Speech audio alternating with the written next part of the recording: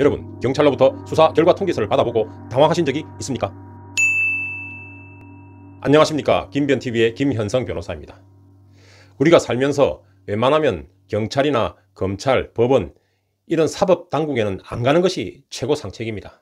그러나 아무리 법 없이 사는 사람이라 하더라도 어떤 사고로 피해를 당할 수도 있고 또 본의 아니게 다른 사람으로부터 고소나 고발을 당할 수도 있습니다. 이때는 수사기관에 가서 조사를 받게 되고 또 경우에 따라서는 법원에 재판을 받게 되는 경우도 생길 수 있습니다. 이때 우리가 경찰로부터 수사 결과 통지서를 받게 되는 경우가 있습니다. 이것을 받아본 보통의 사람들은 먼저 낯선 용어를 보고 깜짝 놀라게 되죠. 그래서 이리저리 분주하게 알아보러 다니게 되죠.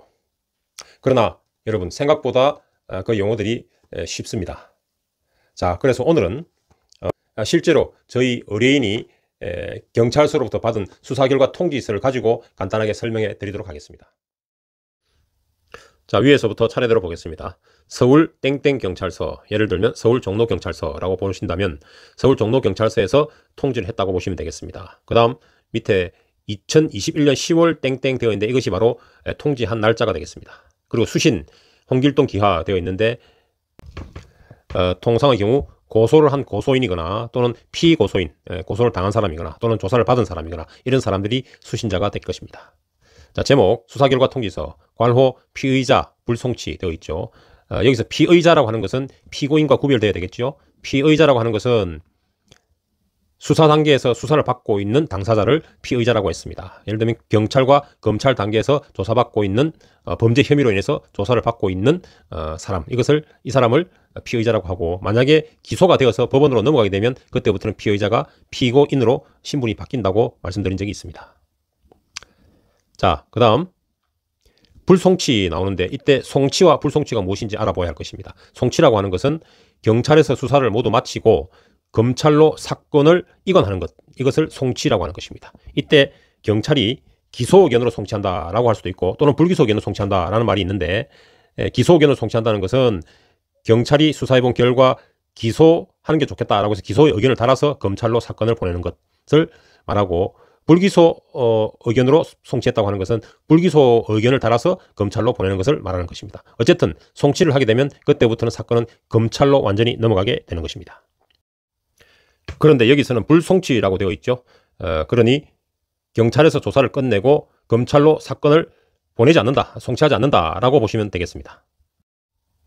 자, 다음 표를 보겠습니다. 접수 일시 2021년 7월 20며칠로 되어 있죠. 이것은 고소장이나 고발장이 접수가 된 날짜를 말하는 것입니다. 결국 2021년 7월 며칠 날, 20며칠 날 이 사건이 접수가 되었다라고 보시면 되겠습니다.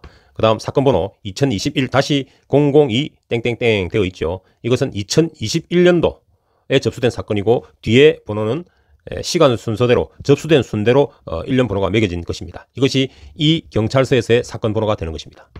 다음 제명, 뇌물 공여 되어 있습니다. 고소나 고발이 되었는데 그때 뇌물 공여, 뇌물을 제공했다, 뇌물을 주었다 라는 취지로 고소나 고발이 되었다고 볼 수 있습니다. 다음 결정일 되어 있죠. 이 결정일이라고 하는 것은 지금 여기 수사 결과 통지를 하는데 이 수사 결과를 결정한 것을 말합니다. 이 결과를 결정한 날짜를 말하는 것입니다. 2021년 10월 15일 되어 있습니다. 그래서 2021년 10월 15일 이 사건에 대해서 경찰에서는 결정을 했다라는 뜻이 되겠습니다. 그 다음 결정 종류, 불송치 각하되어 있죠. 자, 불송치는 아까 말씀드렸습니다. 경찰에서 조사해봤더니 경찰 단계에서 끝내고 아예 검찰로 사건을 보내지 않았다라는 뜻이고요. 그리고 가로에서 각하되어 있죠. 그 내용은 각하이기 때문에 보내지 않았다라는 것입니다. 자, 각하라고 하는 것은 밑에서 다시 보겠습니다. 자, 주요 내용 보시겠습니다. 별지와 같음 되어 있죠. 그럼 이것이 별지가 붙어 있다고 보시면 되겠죠. 그래서 실제로 별지가 붙어 있습니다. 자, 그럼 별지 내용을 볼까요? 뒷장에 붙어 있습니다. 자, 주요 내용. 범죄 혐의 인정되지 않음이 고발장 및 고발인의 진술 등으로 명백하여 각하 결정한다라고 되어 있습니다. 자, 여기서부터 우리가 많은 것을 알 수가 있습니다. 범죄 혐의가 인정되지 않음이 고발장이나 또는 고발인의 진술 등으로 명백하다라고 했습니다. 자, 이 사건이 벌써 고발 사건인 걸 알 수가 있겠죠. 그래서 고발장이나 고발인의 진술 등을 다 보았을 때, 그러니까 예를 들면 고발장이나 고발인 진술에서 그 사람 말이 전부 다 맞다라고 하더라도 범죄 혐의가 인정되지 않음이 명백하다. 그러니까 네 말대로 하더라도 범죄 혐의가 인정되지 않는다 라고 판단이 될 때 그때 하는 것이 바로 각하 결정이 되는 것입니다. 자, 그럼 앞장으로 다시 돌아오겠습니다. 담당 팀장, 수사과, 진흥팀, 경위, 누구 이렇게 되어 있고 그 다음 옆에 전화번호 나와 있습니다. 자, 이렇게 이 내용이 수사결과 통지서 내용의 전부입니다. 그래서 이 수사결과 통지서의 주된 내용은 이렇습니다. 각하 결정으로 해서 이 사건을 검찰로 보내지 않고 여기서 끝낸다라는 의미입니다. 그 이유는 뭐겠습니까?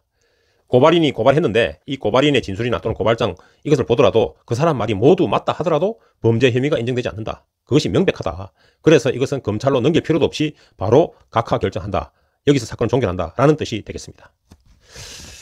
자, 이것은 따지고 보면 고발인이 아주 억지 고발한 것이라고 볼 수가 있습니다. 그러니까 예를 들면 이 사건의 경우에는 뇌물 공유로 되어 있는데 뇌물을 주었다라는 취지로 고발했습니다만 실제로 공무원이 아닌 자한테 뇌물을 준 것이겠죠. 원래 뇌물죄가 성립하려면 공무원한테 뇌물을 공유해야 되는데 공무원이 아닌 자한테 뭐 돈을 줬다든지 뭘 줬다든지 그렇게 되었겠죠. 그럼 그것은 뭐겠습니까? 사인간의 거래에 불과하다. 그런데 그것을 뇌물죄다라고 해서 고발을 한 것으로 보입니다. 그래서 이것은 처음부터 네 말이 전부 맞다 하더라도 공무원이 아닌 사람한테 뇌물을 줬다고 하는 것 자체가 뇌물죄가 성립이 안 됩니다. 그래서 이것은 바로 너무나 명백하게 제가 안 되는 것이기 때문에 각하 결정한다라고 보시면 될 것 같습니다.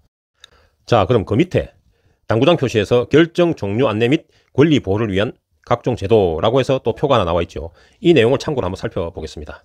결정 종료 안내라고 되어 있습니다. 이것이 바로 불기소, 기소하는 것은 수사기관이 수사를 끝내고 검사가 법원에 재판을 청구하는 것, 죄가 있으니 재판해달라고 청구하는 것이 기소라고 했죠. 이렇게 기소되지 않는 것, 그러니까 수사 단계에서 사건을 종결하는 것을 불기소라고 하는 것입니다. 이 불기소의 종류에 대해서 안내하고 있다라고 보시면 되겠습니다. 자, 먼저 혐의 없음 결정은 증거 부족 또는 법률상 범죄가 성립되지 않아 처벌할 수 없다는 결정입니다 라고 되어 있고, 죄가 안 됨 결정은 피의자가 14세 미만이거나 심신상실자의 범행 또는 정당방위 등에 해당되어 처벌할 수 없는 경우에 하는 결정이다 라고 되어 있죠. 자, 여기서 우리가 범죄 성립 요건에 대해서 잠시 알아야 할 것 같습니다. 범죄가 성립하기 위해서는 구성요건 해당성, 그리고 위법성, 그리고 책임이 인정되어야만 범죄가 성립할 수가 있습니다. 살인죄를 예를 들어보겠습니다.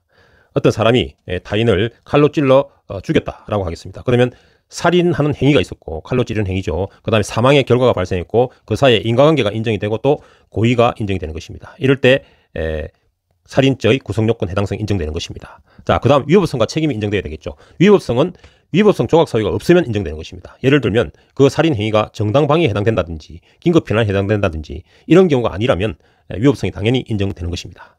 그 다음 책임도 마찬가지입니다. 책임 조각 사유가 없으면 책임이 인정되는 것입니다.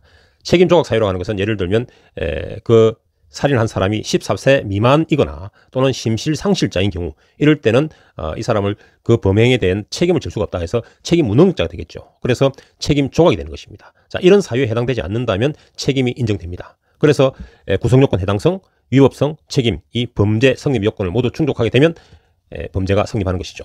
그런데 여기서 하나라도 탈락이 된다면 범죄가 성립되지 않습니다. 혐의 없음은 주로 구성요건 해당성, 그 단계에서 죄가 되지 않는 경우로 판단되는 경우고, 그 다음 죄가 안 됨 결정은 보통 책임 조각 사유가 있거나 위법성 조각 사유가 있는 경우에 해당한다고 보시면 될 것 같습니다.